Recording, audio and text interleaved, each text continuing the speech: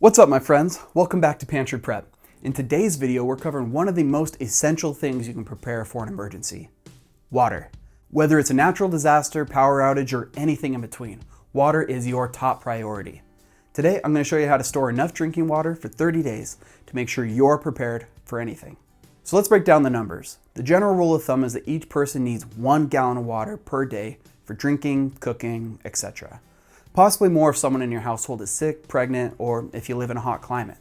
For my family of 4, that's 120 gallons of water to cover us for 30 days.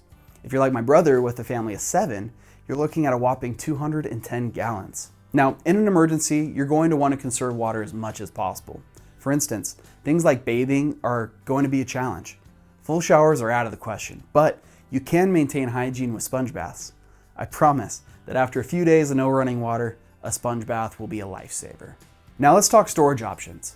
There's a wide range of solutions for storing water, and likely a combination of these solutions are going to be your best option. First up, you have basic bottled water.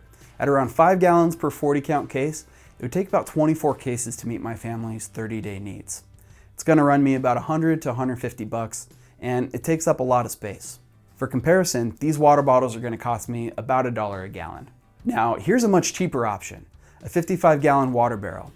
One barrel weighs about 500 pounds when filled, so it's not real mobile, but it costs as little as 18 cents per gallon, since you can usually find these barrels around here for about $10 on Marketplace. Even at the high end, a $50 barrel brings you to less than $1 per gallon.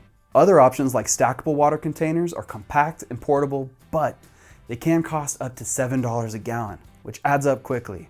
And if portability is a concern, water storage bags are more flexible and cost around 40 cents a gallon, making them a decent middle ground. And for the DIY folks, don't overlook replacing containers like clean juice jugs or soda bottles. They're practically free, though you'll have some challenge stacking and organizing the various sizes. So for my family, I'm going to keep at least 4 cases of water on hand that we'll work through. And then for the remaining 90 gallons, I'm going to use 2 55-gallon plastic drums, which will leave me with a total of 130 gallons.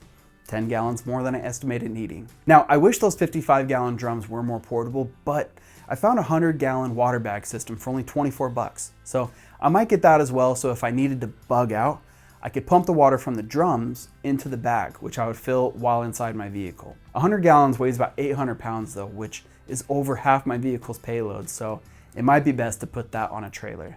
Whether you go DIY or buy something pre-made, make sure your containers are BPA-free and food safe. Glass would be ideal for health reasons, but due to the cost and fragility, I just don't see them as a great option for a number of scenarios. So now that you've chosen your containers, let's talk about where to store them.